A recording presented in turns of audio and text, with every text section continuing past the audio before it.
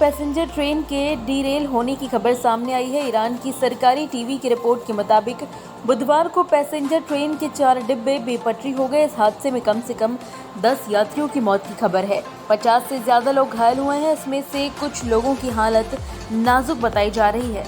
अधिकारियों ने हादसे में मरने वालों की संख्या बढ़ने की आशंका जताई है। फ्रांस में एक सनकी युवक पर भीड़ में सुई से हमला करने का आरोप लगा है। दक्षिण फ्रांस में कई नई घटनाओं के सामने आने के बाद रविवार को इस युवक को गिरफ्तार किया गया।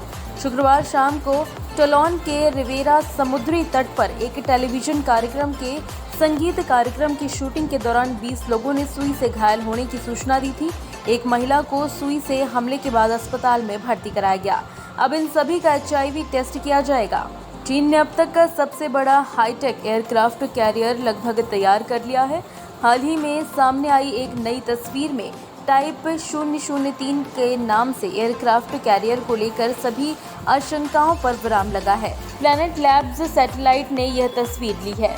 रूस और यूक्रेन के बीच 100 से ज्यादा दिनों से जंग चल रही है। इस लड़ाई में यूक्रेन के कई शहर तबाह हो चुके हैं, लेकिन रूस को भी अच्छा खासा नुकसान हो रहा है। मैक्सार टेक्नोलॉजी की सैटेलाइट तस्वीरों में इसकी झलक दिखती है। उत्तर कोरिया से तनाव के बीच दक्षिण कोरियाई सेना और अमेरिकी बल के 20 लड़ाकू जेट ने मंगलवार को दक्षिण कोरिया के पश्चिमी तट पर चक्कर लगाए।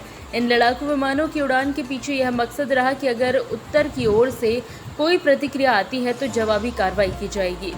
एयरफोर्स डे परेड गाजियाबाद के हिडन एयरफोर्स स्टेशन के बजाय चंडीगढ़ एयरफोर्स स्टेशन पर आयोजित की जाएगी।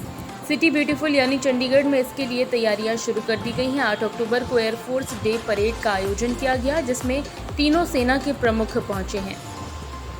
राजधानी दिल्ली के जामिया नगर इलाके में भीषण आग लग गई। यह आग जामिया नगर के तिकोना पार्क इलाके में मेट्रो पार्किंग में लगी। आग की लपटें कई गाड़ियों को अपनी चपेट में लेते हुए जलाकर खाक कर चुकी हैं। मौके पर फायर ब्रिगेड की 11 गाड़ियां आग पर काबू पाने की कोशिश कर रही हैं।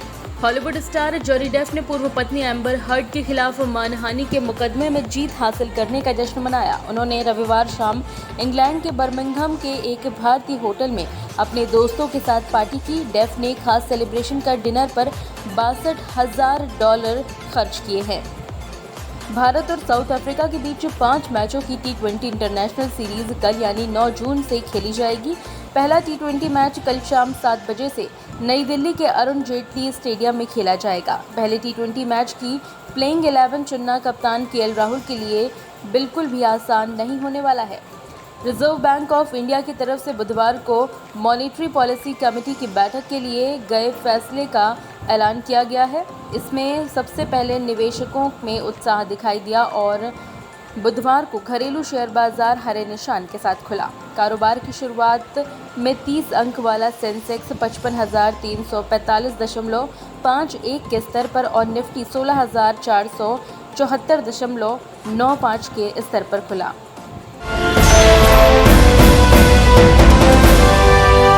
ताज़ा खबरों के लिए सब्सक्राइब करें JSR टाइम्स और साथ ही नोटिफिकेशन पाने के लिए बेल आइकन को दबाएं।